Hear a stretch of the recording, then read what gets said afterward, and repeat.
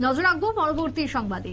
এবার পৌষ সংক্রান্তির দিকে আরো একবার নজর থাকবে। রাত পোহালেই সংক্রান্তির মেলায় মেতে উঠবে সকলেই। ৮ থেকে ৮০ পাহাড় থেকে সমতল সর্বত্র এই সংক্রান্তির প্রস্তুতি একেবারে চূড়ান্ত। তার সাথে গ্রামে গ্রামে শুরু হয়ে গেছে পিঠে পুলি তৈরির রেওয়াজ। আজ এমনই ছবি ধরা পড়লো এবার উত্তর থেকে, বিশেষ করে উত্তরায়ণ সংক্রান্তি উৎসবকে কেন্দ্র করে মঙ্গলবার অর্থাৎ আগামীকালকে তা উদ্বোধন হবে ধর্মনগরে। বিশেষ করে বিপ্লব দেবের হাত ধরে বহু পুরনো এবং ঐতিহ্যবাহী মেলা ১৩৮তম পৌষ মেলার উদ্বোধনের প্রহর গুনছেন সাধারণ রাজ্যবাসী। চলছে অন্তিম পর্যায়ের কাজ। ধর্মনগর থেকে ঠিক কি বক্তব্য উঠে আসছে আগামীকালকের এই মেলা উদ্বোধনকে কেন্দ্র করে, প্রস্তুতি ঠিক কতটা রয়েছে শুনুন। এগিয়ে নিয়ে যাওয়ার চেষ্টা করছি।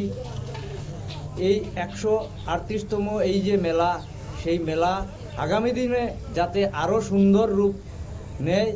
আপনারা মিডিয়ার দাদারা এসেছেন, আমরা আপনাদের কাছে চাইব আপনারা আমাদের যে বিষয়গুলো সেগুলো তুলে ধরুন। আজকে যে আপনারা আসবেন সেই বিষয়টাও আমাদের কাছে অবগত ছিল না। আমাদের মেলা শুরু হতে যাচ্ছে ১৪ই জানুয়ারি থেকে। চলবে ৫ দিন। ১৪ই জানুয়ারি থেকে ১৮ই জানুয়ারি পর্যন্ত আমাদের এই মেলা চলবে।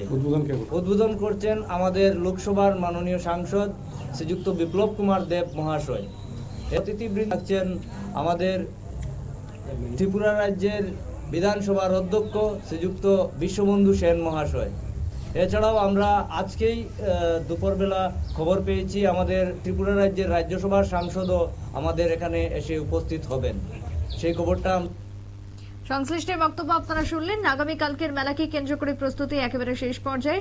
সকলের মধ্যে আগাম উৎসাহ পরিলক্ষিত। বিপ্লব দেবের হাত ধরে উদ্বোধন হতে চলেছে কদমতলার এই সংক্রান্তি মেলার। ছোট্ট বিরতির পর ফিরবো, সঙ্গে থাকুন।